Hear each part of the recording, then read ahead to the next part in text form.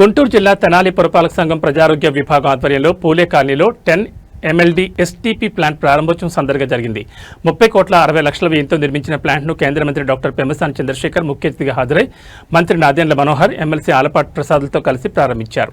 అనంతరం జరిగిన సభలో మాట్లాడుతూ STP ప్లాంట్ ఈ ప్రాంత ప్రజలకు ఎంతగానో ఉపయోగపడుతుందన్నారు. పట్టణంలోని మురుగునీటి మొత్తాన్ని శుద్ధి చేసి వ్యవసాయ అవసరాలకు ఉపయోగించే విధంగా ఎంతో ముందు చూపుతో ఈ ప్లాంట్ నిర్మాణం చేశారని తెలిపారు. గత ప్రభుత్వం నిర్మాణ దశలో ఉన్న ఈ ప్లాంట్ను పట్టించుకోలేదని విమర్శించారు. అయితే ఇప్పుడు దీన్ని పరిరక్షించుకోవాల్సిన బాధ్యత అందరిపై ఉందని చెప్పారు. ప్లాంట్ ద్వారా 400 ఎకరాల సాగుకు స్వచ్ఛమైన నీరు విడుదలవుతుందని తెలిపారు.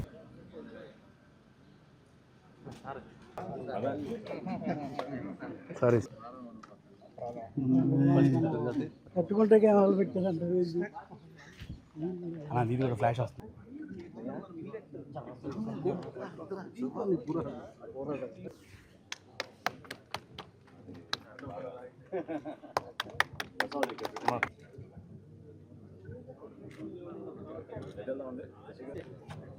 సార్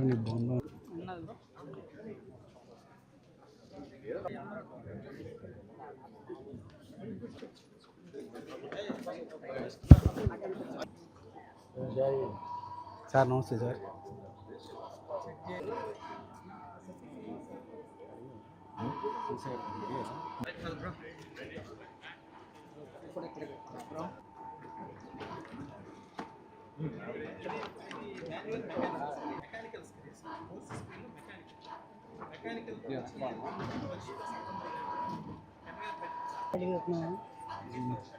మరి ఏం చూస్తున్నారు తెలియక.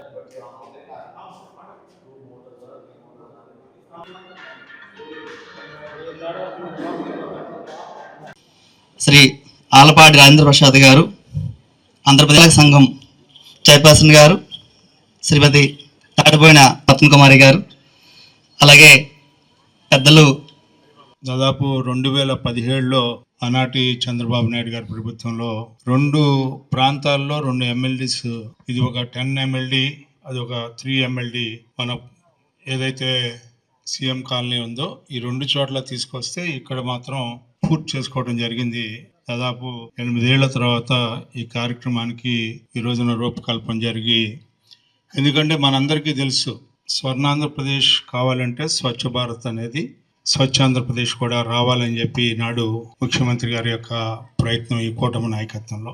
ముఖ్యంగా ముందు నుంచి కూడా ఈ పట్టణంలో తడి చెత్త, పొడి చెత్త, శానిటేషన్లో భాగమైనటువంటి కార్యక్రమంలో 2014-19లో చాలా ప్రత్యేకంగా ఈ కార్యక్రమాన్ని నిర్వహించాం. దాని మీద ఇన్కమ్ కూడా జనరేట్ అయ్యేది. ఆ ఇన్కమ్ను కూడా మళ్ళీ వాళ్ళకి ఇవ్వటం కాకుండా మిగతా దాన్ని ప్రభుత్వం ఏదో ఒక దానికి ఖర్చు పెడతా ఉండేవాళ్ళం. ఈరోజు మనం ఈ స్వచ్ఛ భారత్ కార్యక్రమంలో భాగంగా స్వచ్ఛ ఆంధ్రప్రదేశ్ ప్రత్యేకంగా మొత్తం జనవరి 1వ తారీఖు లోపల ఈ రాష్ట్రంలో శానిటేషన్ ప్రాబ్లం కానీ, అదేవిధంగా ఈ గార్బేజ్ ప్రాబ్లం కానీ బహిర్గతం కాకుండా అంతా కూడా అందరికీ కూడా ఆరోగ్యాన్ని కాపాడాలి.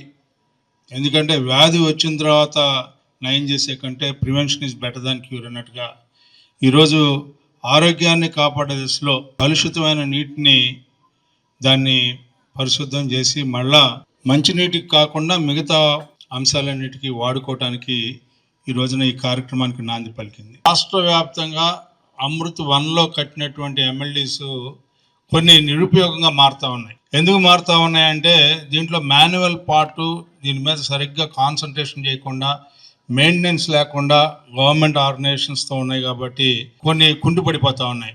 మెయింటెనెన్స్ కూడా 10 ఏళ్ళకి ఇచ్చారు కాబట్టి ఈ 10 ఏళ్ళు కూడా ఈ యొక్క తెనాలి పట్టణంకి మంచి రూపం వచ్చేలాగా, మంచి వాతావరణం వచ్చేలాగా ఇది మీరు కొనసాగించగలిగితే మేము ముందు మీకు ధన్యులు అని చెప్పి మీకు మనవి చేస్తామని ప్రత్యేకంగా. ఒక 28 కోట్ల రూపాయలతోటి మనం ఒక చక్కటి నిర్మాణం చేసుకున్నాం. అది అంతిమంగా ప్రజలకు అంకిత భావంతో పనిచేయడానికి కోసం, ప్రజలకు ఉపయోగపడడానికి కోసం చేస్తున్న కార్యక్రమం. వాస్తవంగా తెనాలి ప్రాంతంలో ఉన్న మురుగునీటిని ఇక్కడ తీసుకొచ్చి శుద్ధి చేసి దిగువ ప్రాంతంలో ఉన్న రైతాంగానికి ఒక మంచినీరు అందే విధంగా ఒక బాధ్యతతోటి చేయాల్సిన కార్యక్రమం ఇది.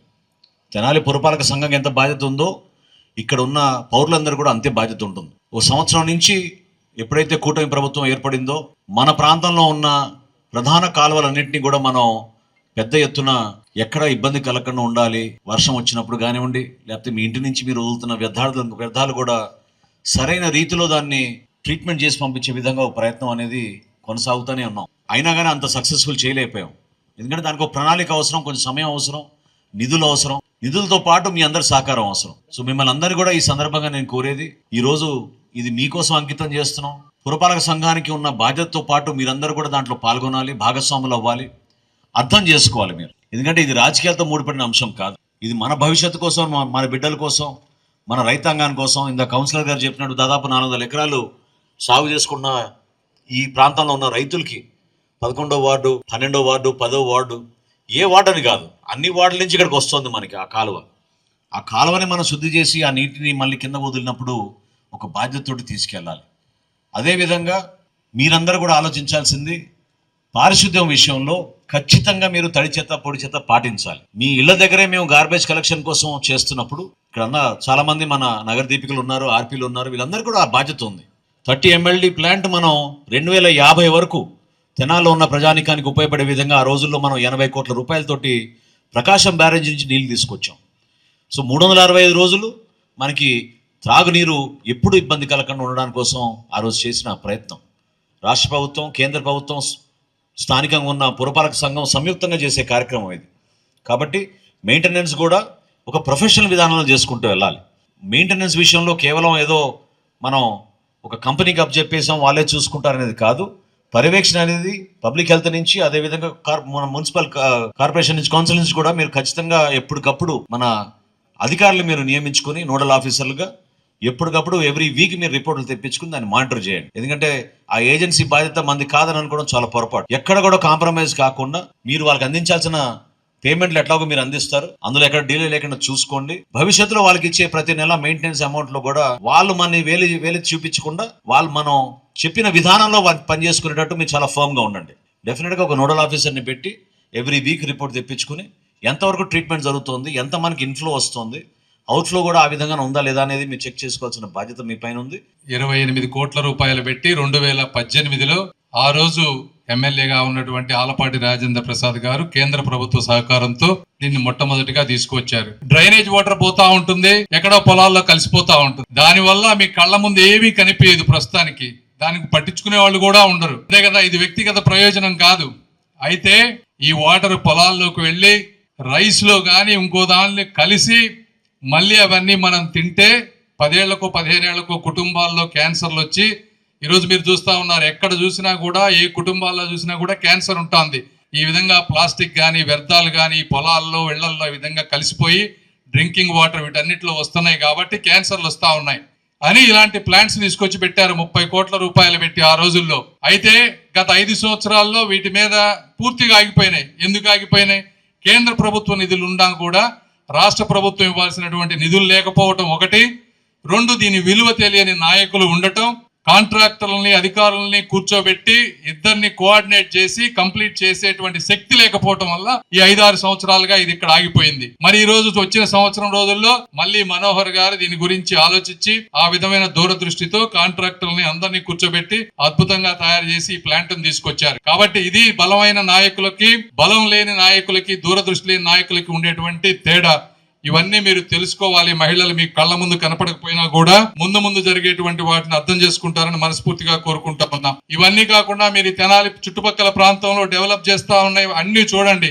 తెనాలి రైల్వే స్టేషన్ కూడా ఈరోజు మారబోతా ఉంది. గుంటూరు నుంచి వచ్చేటువంటి మంగళగిరి తెనాలి రోడ్డు ఈరోజు అద్భుతంగా ఉంది. ఎలక్షన్ ముందు నేను అమెరికా నుంచి ఆంధ్రాకి ఫాస్ట్ గా వచ్చాను, కానీ అమరావతి నుంచి తెనాలికి రావడానికి నాకు చాలా టైం పట్టింది. రోజు తెనాలిలో క్యాంపెయిన్ అంటే భయం పుట్టేది. 2 గంటలు పోను, 2 గంటలు రాను. అలాంటిది ఈ రోజు అద్దం లాగా రోడ్లు తయారైనాయి. ఆ రోడ్డు అదే విధంగా నారాకోడు తెనాలి రోడ్డు చక్కగా వేస్తా ఉన్నారు. రోడ్లన్నీ కూడా వైడ్ చేస్తా ఉన్నారు. తెనాలి పట్టణంలో మనోహర్ గారు శ్రద్ధ తీసుకొని రోడ్లు వైడ్ చేస్తా ఉన్నారు. అయితే అందులో కొంత రాజకీయాలు, కొన్ని తీయొద్దని చెప్పి ఎదురు నిలబడే వాళ్ళు ఉన్నా కూడా ధైర్యంగా రోడ్లన్నీ చక్కగా చేస్తా ఉన్నారు. డ్రైనేజీలు కడతా ఉన్నారు.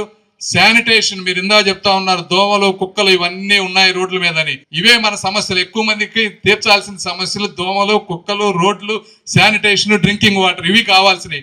ఇవన్నీ చేయాలంటే వీళ్ళు కూడా దగ్గరుండి, ఇప్పుడు కొత్తగా మున్సిపల్ కమిషనర్ గారు వచ్చారు. మనం ఉద్యోగాలు, కంపెనీలు అవి ఒక పక్క డెవలప్మెంట్ అయితే ముందు కళ్ళకు కనపడేవి ఇవి. కాబట్టి మీరు కూడా వీటన్నిటి మీద దృష్టి పెట్టుకొని వాటన్నిటిని క్లీన్ చేయాల్సిన బాధ్యత ఉంది.